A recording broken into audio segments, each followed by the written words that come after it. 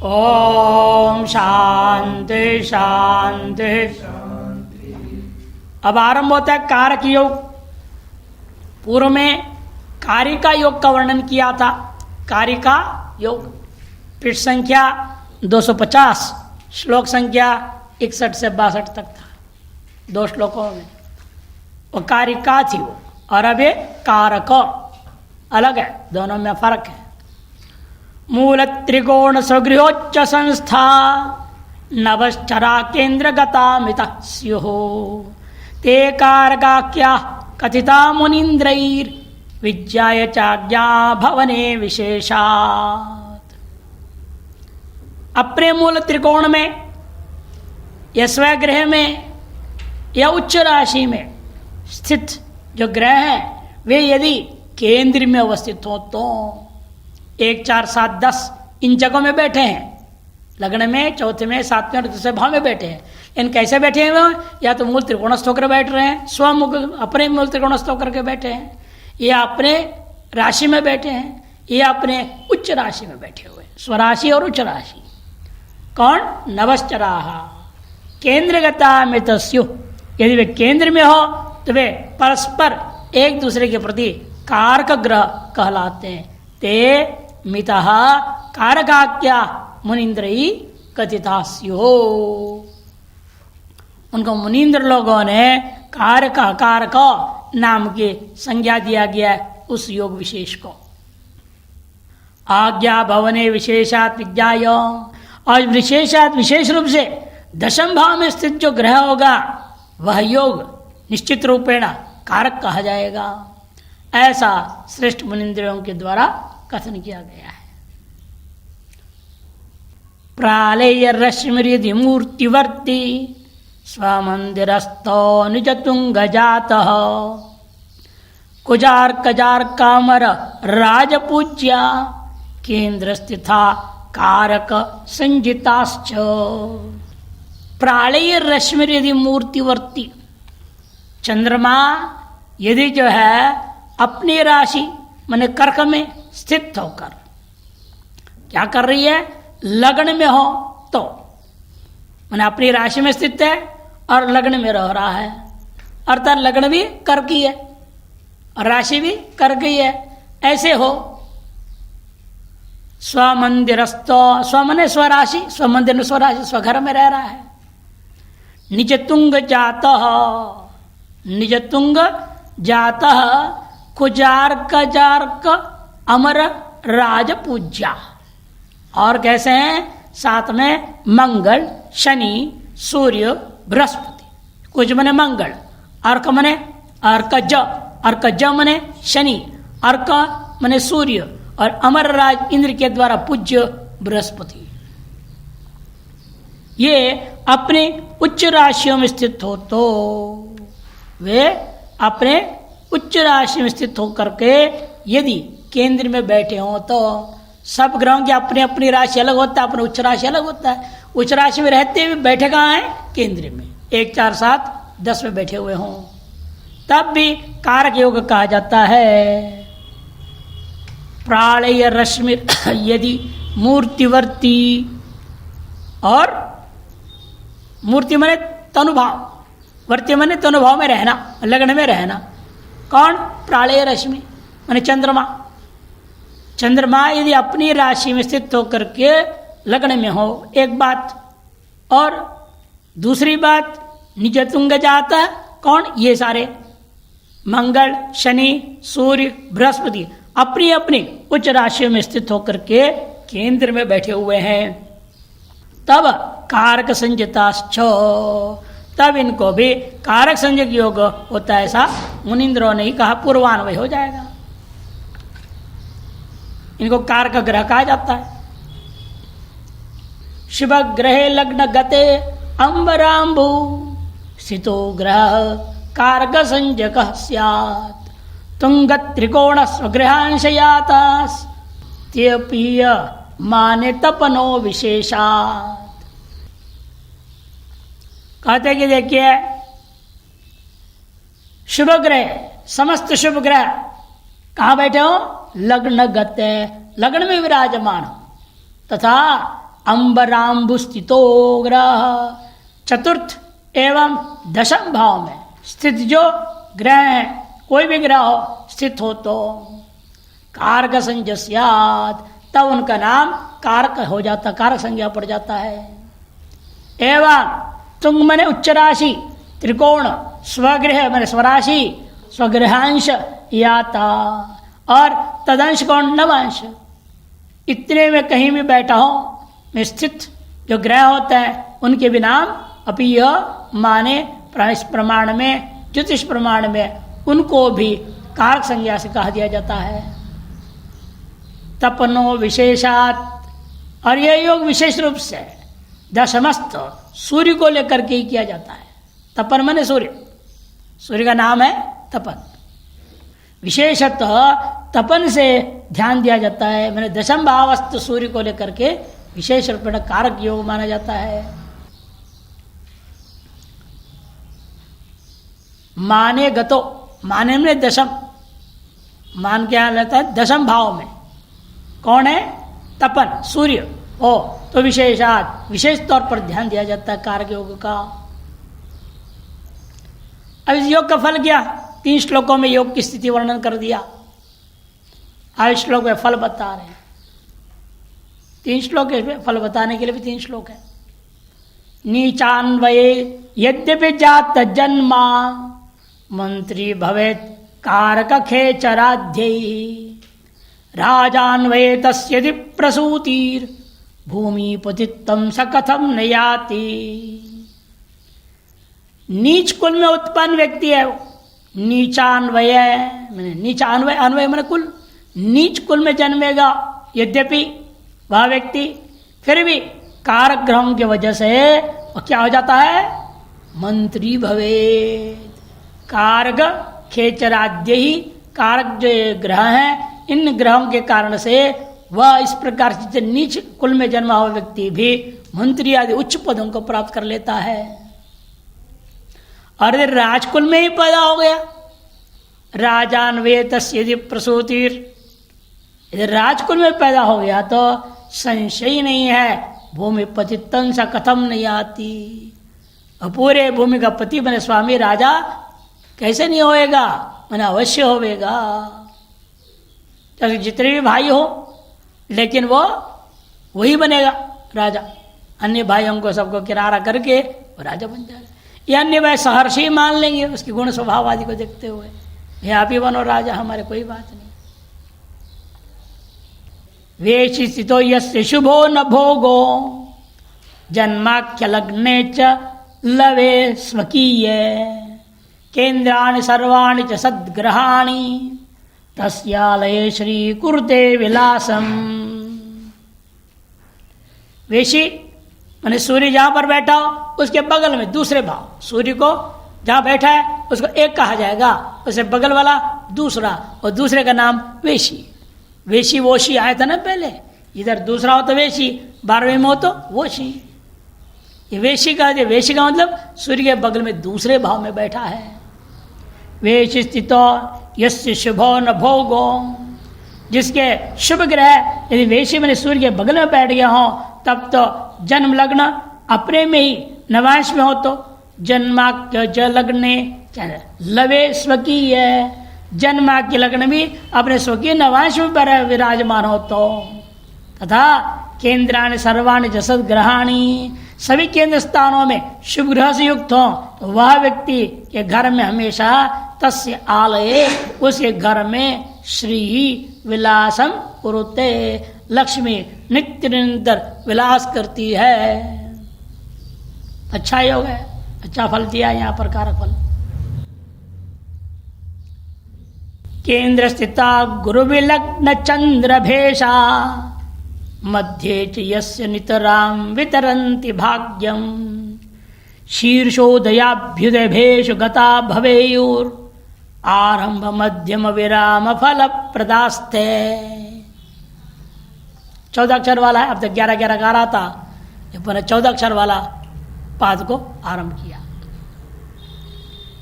यदि जन्म के समय में गुरु विलग्न चंद्र भेषा बृहस्पति लग्न मने लग्नेश और चंद्र भेषा चंद्र राशि का ईश है, वे तीनों ही ग्रह केंद्र स्थित केंद्र में स्थित हो तो विशेष रूप से यदि दशम में हो तो, और वह भी यदि दशम है, केंद्र किसका नाम है 1 4 7 10, उसमें दशम में हो तो और क्या कहना है,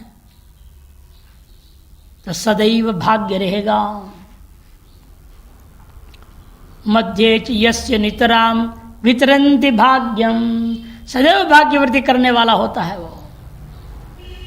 यदि जन्म शीर्षोदयाभ्युदय भेषु, यदि बच्चे का जन्म शीर्षोदय 3 5 7 8 11 इन राशियां जन्मे लग्न में ही हो, इन राशियों के लग्न में ही हो, तथा और कैसे हो, गता भवेयुर आरंभ मध्य विरमा फल प्रदास्ते,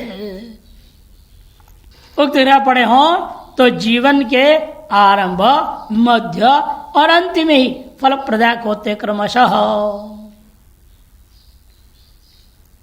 आरंभ में 3 5 हो तो आरंभ में देगा, 6 7 को मध्य में देगा, और 8 11 हो तो अंत में देगा फल। अर्थात बृहस्पति यदि शीर्षोदय राशि में हो तो जीवन के आरंभ में, और लग्नेश हो तो मध्य के आरंभ में, और राशि हो तो जीवन के अंत में सुख प्राप्त होता है। अब यथासंख्य मैंने समान नाम लगा दिया, क्रम से ले लिया। अब आ जाए बैलगाड़ी योग, शकट योग, आजकल को कार प्लेन योग। कार आजकल तो यात्री जो जाएंगे बैलगाड़ी से कोई जाता है क्या कहीं? आज तो सब कार में जाते हैं, एरोप्लेन में जाते हैं, ट्रेन में जाते हैं। इसलिए टूर व्यवस्था करने वाले भी क्या यात्रा व्यवस्था करते हैं, ट्रेन यात्रा लिखते हैं वो, बस यात्रा, और टैक्सी करके जाओ, नहीं तो खुद कार यात्रा, प्लेन से जाओ, है ना। कैलाश के लिए देखो, कैलाश मानसरोवर के लिए प्लेन यात्रा हो तो प्लेन से ले जाते हैं लासा तक, फिर वहां से थोड़ा पैदल चलना पड़ता है। इस तरह से यात्रा के साधन जो भी है उसको यहाँ पहले जमाने में शकट था यात्रा का साधन, शकट बोल दिया। शकट योग संस्था विलग्न्यप्यत सप्तमे च पतंग मुख्यास्तु ग्रहा नितांतम वदन्ति योगम शकटा वयंतं जातो न शकटोपजीवी। संस्था विलग्न्यप्यत सप्तमे च, कहाँ कहाँ बैठे हुए हैं, लग्न में है या 7वें भाव में, जन्म समय सूर्य आदि समस्त शुभ ग्रह लग्न और सप्तम में स्थित हो तो, लग्न में और सप्तम भाव में, 1 और 7 में, ये सारे ग्रह, राशि नहीं बोल रहे हैं, लग्न मैंने प्रथम लग्न, लग्न में कोई भी नंबर आ सकता है, कोई भी राशि आ सकता है। लग्न और लग्न से 7वें भाव 7 में, इन 2 ही जगह सब ग्रह आ गए, राहु केतु सहित सब ग्रह आ गए हो तब स्थित हो तो क्या होता है, उसका नाम शकट योग कहते हैं। वदन्ति योगम शकटाह्वयन्तम। पतंग, पतंग मने पतति गच्छति तो पतंगा, जितने ग्रह का नाम पतंग है, ग्रहों का नाम क्या है, पतंग। पतंग मुख्या संस्था, पतंग मुख्य ग्रह प्रधान ग्रह, यदि नितांतम संस्था नितांत स्थित हो तो उसको शकट योग करके लोग कहा करते हैं। ऐसे योग में पैदा हुआ मनुष्य का क्या हाल होता है, शकटोपजीवी, वह इसी शकट के माध्यम से अपने जीविका को प्राप्त करेगा। टैक्सी चलाएगा या टैक्सियों का मालिक हो जाएगा, बस का मालिक, प्लेनों का मालिक होते हैं, ट्रेन के मालिक तो सरकार है, अभी धीरे धीरे उसको भी दे रहे हैं प्राइवेट में, ट्रेनों का मालिक भी प्राइवेट हो जाएगा कोई ना कोई, तो ऐसा मालिक बन जाएगा, उसके माध्यम से अपनी कमाई करेगा, या अपना टैक्सी रखेगा, टैक्सी चलाते रहेगा, ड्राइवर रख देगा, उसे चलवाएगा, यानी उसकी जीविका जो है वाहन के माध्यम से ये होगा। अब आता है नंदा योग। युग में भवे त्रीणी एक कंचा त्रिषु स्थितम नंदा योगश्च विज्ञेयस चिरायुश्च सुख प्रदः। यह 8 अक्षर का अनुष्टुप छंद में 3 स्थानों में दो दो ग्रह हो, 3 स्थान में दो दो ग्रह हो, और शेष 3 स्थान में एक एक ग्रह हो। 12 में से 6 स्थान में ही सब ग्रह आ गए, लेकिन क्रम नहीं है यहाँ, क्रम से 6, 1 से 6 ऐसा मत लेना। कुल मिला करके 6 घर में ही 9 ग्रह आ गए। कैसे 9 ग्रह आएंगे 6 घर में? कहते कि 3 घर में दो दो बैठे होंगे, 3 दूना 6 हो गया, बचाओ जो 3 ग्रह, एक एक ग्रह एक एक घर में बैठे हों। ऐसी स्थिति में जिससे जन्म हुआ कुंडली में देख रहे हो, तो उस योग का नाम नंदा योग होता है। और नंदा का फल क्या है? वह व्यक्ति चिरायु होता है, दीर्घायु होगा और सुख संपन्न भी हो जाएगा, क्योंकि योग उसको सुख प्रदान करता है। और दाता योग आरंभ होता है दोबारा 11 अक्षर में पहुंच गए, फिर 8 में जाएंगे। लग्ने च जीवो युगो भृगुश्च द्यूने च सौम्यो दशमे महीजः केंद्रे त्वमीचारो फल प्रदास्यो सर्वार्थ दातार इति प्रसिद्धा। लग्न स्थान में जीवो बृहस्पति और चतुर्थ युगो, चतुर्थ भाव में शुक्रो भृगु, द्यूने च और सप्तम भाव में बुधो सौम्य, दशमे च महीज और दशम भाव में मही पृथ्वी से पैदा हुआ मंगल ग्रह वो विराजमान हो। तो केंद्रे त्वमी 4 फल प्रदाह, इस पर चारों केंद्र स्थानों में ये जो विराजमान है तो यह सुंदर फलदायक होते हैं, शुभ फल देने वाले होते हैं। तथा सर्वार्थ दाता इति प्रसिद्धा, सभी प्रकार की संपत्तियों का दान करने में समर्थ हो जाता है, ऐसे दाता है, ये महान दानी है, ऐसे लोगों में प्रसिद्धि होगी। राजहंस योग आरंभ करते हैं। घटे मेषे नरे चापे तुलायाम सिंह ग्रह राजहंसो भवेद् योगी राज्यास्पद सुख प्रदः। राजहंस योग बता रहे, इस योग में कब माना जाता है इस योग को?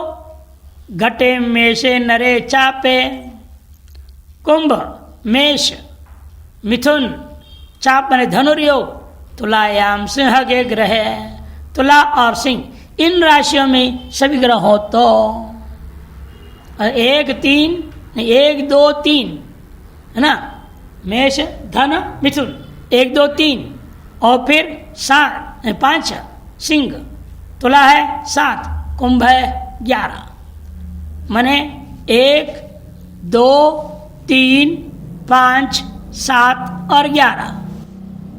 धन भाव क्या होता है? दूसरे तो है।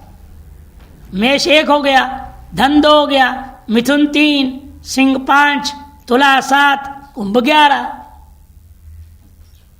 इन स्थानों में सभी ग्रह बैठ गए हो तो उस योग का नाम है राजहंस योग। वह क्या होगा? वह व्यक्ति भवेद् योगी। इस राजहंस योग में जब पैदा होता है महान योगी हो जाएगा। राज्यास्पद सुख प्रद, राजपद एवं सुख प्रदान करने वाला भी होता है यह योग। यह योग जो है राज्य पद को भी देगा, राजा के अधीन राज्य में कोई न कोई उच्च पदों में रह सकता है, अथवा और साथ साथ सुख भी प्रदान करता है। चिल्ली पुच्छ योग, चिल्ली पुच्छ योग नाम का योग वर्णन कर रहे हैं। चिल्ली क्या होता है? एक विशेष जंतु है, इसी जाति के, रेप्टाइल्स जाति के, जैसे मैंने आपके क्या बोलते हो छिपकली, इसी जाति के है वो। छिपकली नहीं है, इसी जाति के, हाँ उसी प्रजाति के, देखने में वैसे ये दिखते हैं। क्या नाम बोलते मुझे हिंदी में पता नहीं, संस्कृत में चिल्ली बोलते हैं उसको, चिल्ली का। तो उस योग के बारे में वर्णन करते हैं। उस योग का फल क्या होगा उसे वर्णन करेंगे, पहले योग बताएंगे।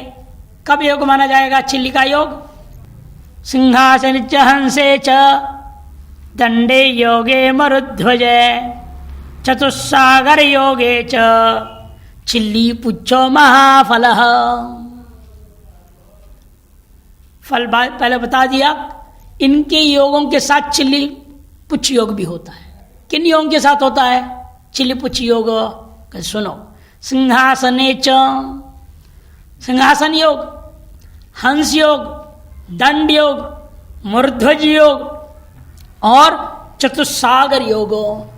इन योगों में यदि साथ साथ चिल्ली पुच्छ योग भी हो जाए तो वह महान फल देने वाला होगा। ये योग होंगे पहले कुंडली में, साथ साथ इनके साथ चिल्ली पुच्छ योग, तो ज्यादा फल मिलता है। ये चिल्ली पुच्छ योग कब बनता है? सुनो, तुला मकर में शाद्यो लग्ने वै ह्यतवा क्वचित सिंहासने च डमरौ चिल्ली पुच्छ सशस्यते। तुला, मकर और मेष, मेषाद्य लग्ने, मेषादि लग्न में, अथवा क्वचित सिंहासने च डमरौ, अथवा अन्यत्र सिंहासन और डमरू योग, सिंहासन योग और डमरू योग, इन योग में हो तो उसे कहते हैं हम चिल्ली पुच्छ योग। सविज्ञायते शस्यते, उसी को चिल्ली पुच्छ योग कह दिया जाता है।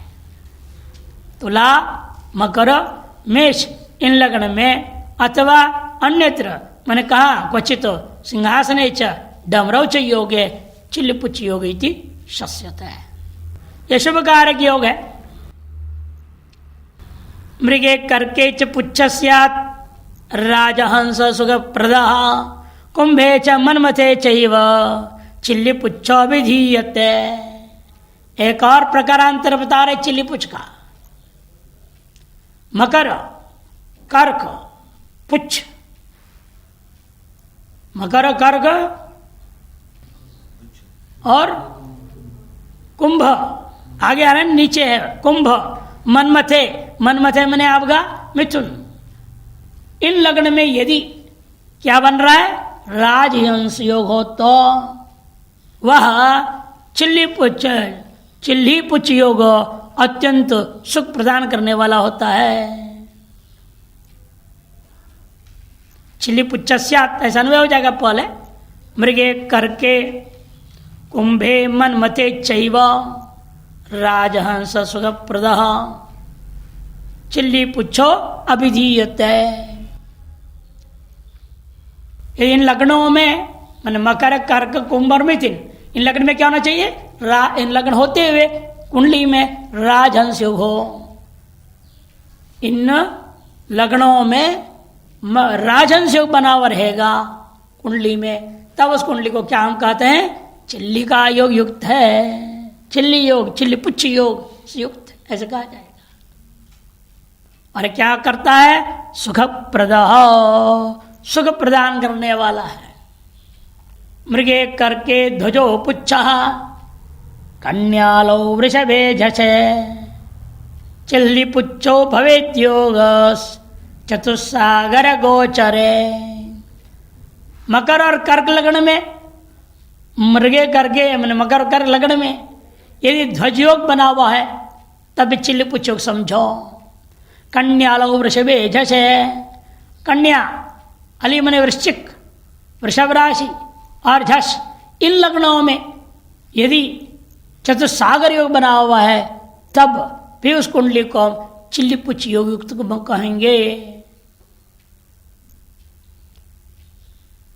और फल क्या देता है नहीं बता दिया। फल क्या देगा नहीं बताया इसमें है। हाँ वही पूर्व का लेना पड़ेगा ना, सुखप्रदः वहां का लेना पड़ेगा। यहां तो है नहीं श्लोक में कोई भी शब्द। योग हो तो चिल्ली पुच्छ योग कहते हैं। योगोदित फलम पुच्छ करोति द्विगुणम फलम तेन योगाधि योगोयम लग्ने पी कस चिन्मते। अन्य योगों से जो प्राप्त होता है फल, जो गए इन्होंने अलग योग, उसके साथ चिल्ली योग मान लिया आपने। अन्य योग जो जितना फल देने के बारे में कहा गया वहां पर साथ साथ चिल्ली पुच्छ योग भी है तो वो 2 गुना फल दे देता है। योग का जो फल था उसका दोगुना फल मिल जाएगा। चिलिपुच्छ इतना विशेष है। योगोदितम फलम, योग में तत्त योगों में कथित जो जो तत्त फल है, हाँ, करोति दुगुणम फलम पुच्छ, ये चिलिपुच्छ योग है उस फल को दोगुना कर देता है। तेन इसी कारण से इस चिलिपुच्छ योग का नाम है अधियोग।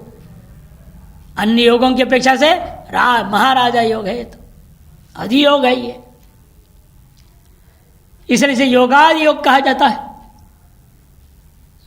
और कुछ लोगों के मत से यह योग लग्न में भी होता है। लग्ने विकस चिन्ह मत है। मकर और कर्क दो ही लिया था ना पूर्वार्ध में, मकर और कर्क दो लिया था मैंने, 4 और 10, और नहीं एक में भी मैंने 1, 4, 10 इन 3 जगहों में रहने पर भी उसको माना जाएगा।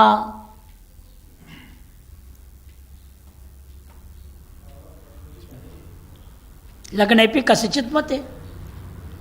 घट शून्य नृप सचिवो गोमहिषी हय गजैर्युक्त नीतिज्ञो बहुपुत्रो लग्ने अपिच सम्मता केचित्।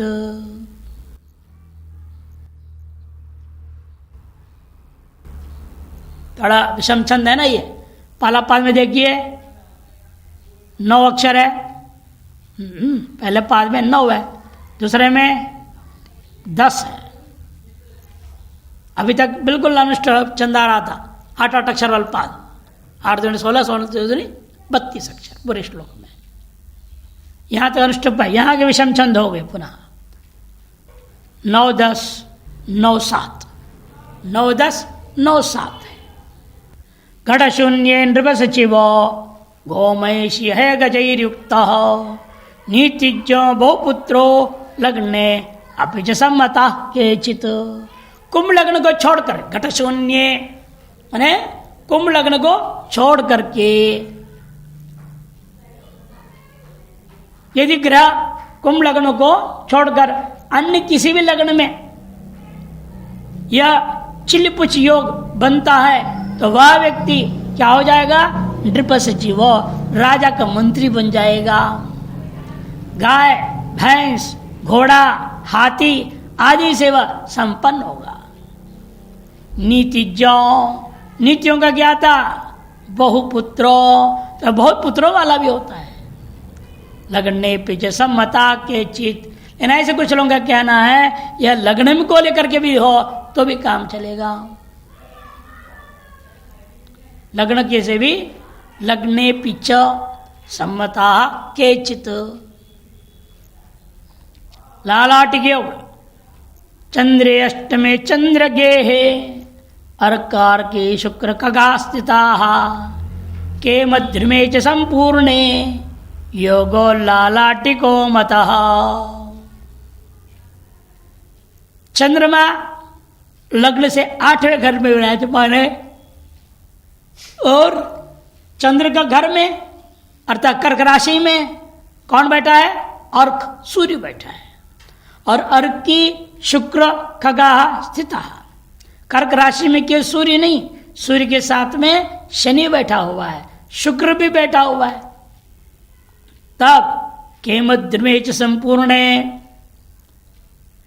और पूर्ण रूप से केमद्र योग हो तो भी हम क्या मानते हैं? वहां लालाटिक योग कहा जाता है। लालाटिको योगो मतः। लालाटिक योग का फल क्या है? आजन्मतो भवति कारक गई प्रसिद्ध शिल्पादि कर्म कुशलो मुशलाकृतिश्च भूर्यात्तजोपि लभते विविधाम लक्ष्मी जन्मांतरे पिन जहाति ललाटि योग। इतने खतरनाक योग है कि इस जन्म में नहीं है जो दिख रहा है आपके कुंडली में, अगले जन्म तक भी जाने वाला योग है। यहाँ तो दरिद्र बनाया ही और आगे भी दरिद्र बनाने को बिल्कुल तैयार रहता है। ऐसा विचित्र योग है ये। आजन्म तो भवति कारक गई प्रसिद्धा।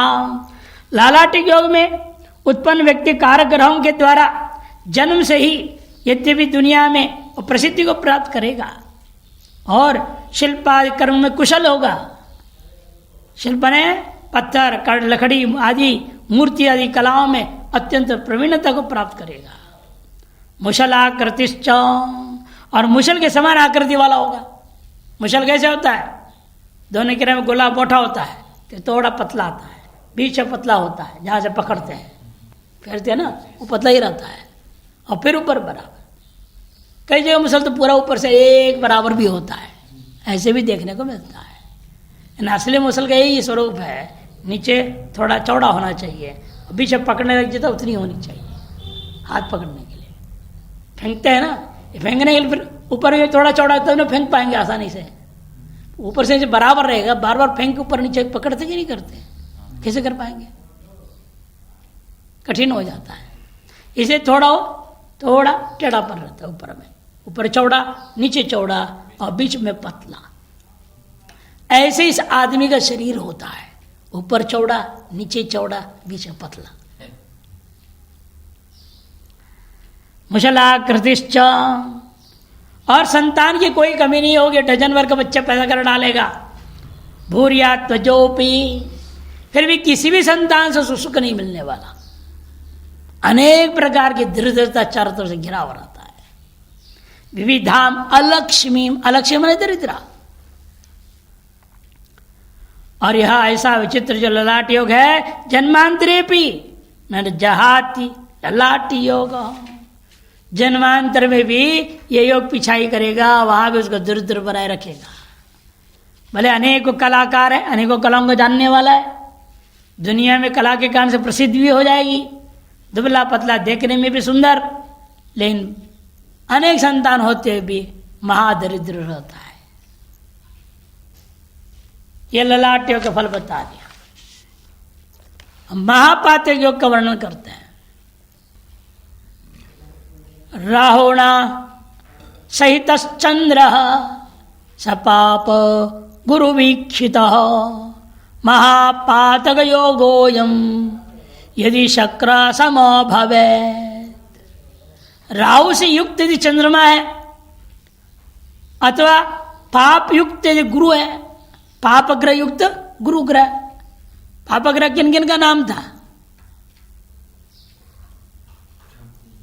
शुभ ग्रह कौन कौन है? पाप ग्रह कौन कौन है? हाँ, बुध गुरु शुक्र शुभ है, और चंद्र भी शुभ है। सूर्य मंगल शनि राहु इस अशुभ ग्रह है। ये पाप ग्रह या अशुभ ग्रह युक्त यदि गुरु बैठा है तो भी योग बन जाता है। दो तरह बता दिया, एक तो राहु से चंद्रमा हो, अथवा यदि पाप युक्त गुरु से दृष्ट हो, और पाप युक्त गुरु से वह चंद्रमा दृष्ट हो तो भी क्या हो जाता है? महापातक योग सपाप गुरु वीक्षित।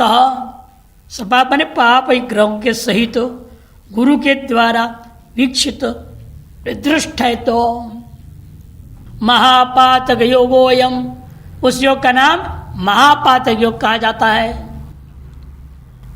यदि शक्र समो भवे, यदि वो राजा इंद्र के बराबर भी हो, इंद्र के समान व्यक्ति भी हो, इस योग में क्या हो जाता है? पाप कर्म करने वाला हो जाता है। इसलिए उसका नाम रख दे महापातक योग। महापातक किसको मिलती? महापातक किसको कहते हैं? महान पापों को करने वाला महापातक है। पातक और महापातक दो प्रकार वर्णन आते हैं स्मृतियों में। छोटे मोटे पाप करता है उसका नाम पातक योग। गुरु का पत्री संबंध कर डालेगा, गड़बड़ सड़बड़ से भयंकर काम कर देता है, उसका महापातक का वर्णन किया। अतः इस योग में जो पैदा होने वाला व्यक्ति पाप कर्म करने वाला हो जाता है। वृषभ से घात योग, वृषभ योग बता रहे हैं जिससे घात होने वाला है, ऐसा वृषभ योग। भौमेन वीक्षते लग्नम लग्नम पश्यति भास्कर गुरु शुक्रो न वीक्षेते बलिवर्दे न हन्यते। मंगल और सूर्य भौमेन वीक्षते लग्नम लग्नम पश्यति भास्कर, अतः लग्न को दो चीज देख रहे हैं, एक तो इधर से मंगल देख रहा है और उधर शुक्र भी देख रहा है। दोनों की दृष्टि कहाँ है? लग्न पर बैठा हुआ है। मंगल और सूर्य दोनों का दृष्टि लग्न को देखते हो। और लेकिन गुरु और शुक्र का दृष्टि नहीं पड़ रहा है लग्न पे। लग्न पर सूर्य और मंगल की दृष्टि है और ये गुरु और शुक्र की दृष्टि नहीं है, उनकी दृष्टि नहीं पड़ रहा है। तब गुरु शुक्र नवीक्षेते, तब उसका नाम बलिवर्ध योग है। वृषभ योग भी कहा जाता है। इस योग का फल क्या है? बलिवर्ध वृषभ आदियों से उसको मृत्यु प्राप्त होगा। बलिवर्धे न हन्यते, पहले सांड आदि के प्रहार से उसको मृत्यु प्राप्त हो जाता है।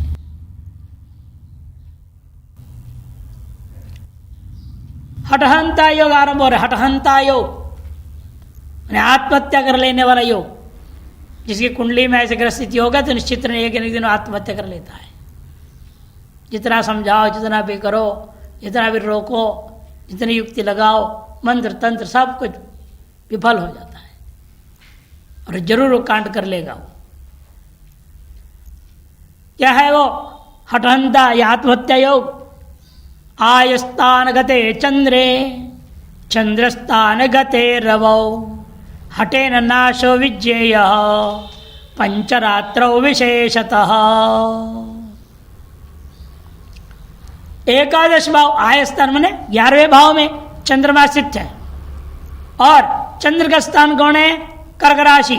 उसमें स्थित कौन है? सूर्य। रवौ चंद्रस्थान गते रवौ, सूर्य जो है बैठा है कर्क राशि में और लग्न में बैठा हुआ है चंद्रमा। हटेन नाश विज्ञेय, ऐसी योग में जन्मा हुआ जो व्यक्ति है वह जबरदस्ती अपने आप को नाश कर डालेगा। पंचरात्रों विशेषतः, 5 रात्रि 5 दिन के अंदर हठवश उसकी मृत्यु हो जाती है। पंचरात्रों विशेषतः अर्थात स्वयं वह आत्महत्या 5 दिन के अंदर कर लेता है। किसी किसी होता है बहुत सोचते हैं, 4 दिन तो सोचा होगा बेचारे ने, करो ना करो, करो ना करो, क्या होगा क्या नहीं होगा, माता पिता क्या सोचेंगे, भाई बहन क्या सोचेंगे, वो क्या होगा, ये क्या होगा, है कि नहीं। मेरे बिना पत्नी बच्चे कैसे जिएंगे, उन्हें दिक्कत हो जाएगा, ऐसी कल्पना करेगा पहले, ये नहीं करूँगा नहीं करूँगा। 4 दिन तक टालेगा, 5-6 दिन तो दिमाग इतना खराब होगा और स्वाहा हो जाता है। अलग अलग योग होते हैं ये। कहीं का होता है आया दिमाग में फट खत्म, उसी समय निर्णय लिया, उसी समय काम कर दिया। ये गया बच्चा, विदेश की कहानी है। माता पिता के पास स्कूल से निष्कासित कर देने पर पहुंचा, तो उसने क्या किया, घर पहुंचा, देखे बात मैंने बच्चा क्यों आ गया, इसे बोला ही नहीं, कुछ भी नहीं, चुप रखकर बंद कर लिया। डर गए, पता नहीं क्या करेगा ये, धर धर धर धर किया दरवाजा, मुश्किल से खोला और लोग कुछ नहीं। मैं वहाँ परेशान तो इधर आ गया, मुझे आराम करने दो, मैं कुछ नहीं करूँगा। ठीक है, माता पिता ने पूछा, अपने अपने काम में लगे वो लोग। जाए सर धीरे से देखा, बाप बाहर चला गया, अम्मा रसोई में व्यस्त है। पिताजी कमरे घुसा, पिस्तौल निकाल लिया, पिस्तौल निकाल के सीधा भागा। वर्णन आया, पूरा कहानी आई थी। जाके पहले वो जो टीचर जिसने इसके खिलाफ प्रिंसिपल को शिकायत करके निकलवाया, उस पर गोली चला दी। फिर प्रिंसिपल के पास गया, इधर गोली की आवाज उठ गया था, आ गया था, ठाए ठाए, सब घर आए तो क्या हो रहा है। जैसे प्रिंसिपल साहब ने उसको ठाए बजा दिया, उसको भी उड़ा दिया, सीधा घर आया, वहां से भागे भागे, पकड़ नहीं पाए कोई, इतना तेजी से काम किया उसने। घर में आया, माँ उतने में पिताजी आ गए थे, कहीं गए काम से गए, जो आए थे, माँ भी बैठी हुई थी, दोनों के सामने। बोला मैंने उन दोनों खत्म करके मैं जा रहा हूँ, ठाए, उन दोनों को मारा, खुद भी चलो बसा। बड़ा विचित्र स्थिति। स्कूल में भी कैमरा था, घर में भी इनके कैमरा, तो सारा लेकर के फिर पुलिस ने वो पूरा दिखाया कि कैसे कैसे बच्चे होते हैं। ये हठहंता योग में विचित्र स्थिति आ जाती है इस तरह की। 11वें भाव में चंद्रमा हो और कर्क राशि में सूर्य बैठा हो, हाँ, तब 5 रात्रि के अंदर अंदर वह हठपूर्वक हठवश मृत्यु उसकी हो जाती है, अर्थात स्वयं आत्महत्या कर लेता है। वृक्ष से मृत्यु योग, पेड़ पर चढ़ा है वहां से गिर के मर जाएगा, ये पेड़ उलट पलट कर उसके ऊपर गिर के मर जाएगा। भूकंप आदि हो जाते हैं, धड़ाम से वृक्ष गिर जाते हैं ऊपर से, आवाज भी नीचे दब के खत्म हो गया। इस वृक्ष के निमित्त से मृत्यु होने वाला योग वृक्ष योग वर्णन कर रहे हैं। मदनाख्यो यदा योगो लग्ने च राहु दर्शित वृक्षस्थम मरणम तस्य यदि शक्रा समो भवेत्। भले ही इंद्र के बराबर भी हो महान, तो इसके मौत वृक्ष के निमित्त से होगा। मदनाख्यो यदा योगो लगने च राहु दर्शित है, यदि केवल राहु लगन को देखता हो और किसी की भी दृष्टि लगन पर नहीं पड़ रहा है, उस योग का नाम मदन नामक योग होता है। इस योग में इंद्र के समान भी क्यों न हो व्यक्ति, यदि शक्र समो, शक्र मन इंद्र, यदि शक्र सम इंद्र के समान भी क्यों न हो व्यक्ति, तो भी वह तस्य मरणम वृक्षस्थम भवेत्, उसकी जो मृत्यु होगी वो वृक्ष से होती है। अतः वृक्ष से गिर के हो जाएगा, अतः वृक्ष से लटक करो आत्महत्या कर लेगा, या वृक्ष उस पर गिर जाएगा, मर जाएगा। इस प्रकार से वृक्ष निमित्तक योग, वृक्ष भी व्यक्ति से मदन योग भी कहते हैं। नासाच्छेद योग, नाक कटेगा, बेइज्जती होगी, है ना। नाक कटना क्या है, सबसे बड़ा बेइज्जती। लोग कहते नाक कट गया, शूर्पणखा का नाक काट दिया, जैसे राम ने लक्ष्मण के कहने पर, लक्ष्मण ने करा राम के कहने पे नाक काट दी। तो उसी प्रकार कहते यहाँ पर भी जब लोक व्यवहार में व्यवहार होता है, किसी का अपमान कर दो, उसका नाक काट दिया, नासाच्छेद योग। षष्ठ स्थान गते शुक्रे तनुस्थान गते कुजे नासाच्छेद गरम योगम वदामी मुनि सत्तमा। हे मुनि सत्तमा, हम आपको स्पष्ट बता रहे, देखिए षष्ठ स्थान में शुक्र बैठा हो और तनुस्थान में कुछ बैठा हो, छठे भाव में शुक्र और लग्न में मंगल बैठा है, निश्चित रूप में वह व्यक्ति का अपने जीवन में बारंबार अपमान सहन करना पड़ेगा। उसका नाक छेद होगा, नाक में छेदन हो जाए, नासिका छेदन हो जाएगी। हे मुनि सत्तम, उस नासिक छेद योग इस तरह की होती है, लग्न से छठे भाव में शुक्र और लग्न में स्वयं मंगल बैठा हो, तो ऐसा योग माना गया है।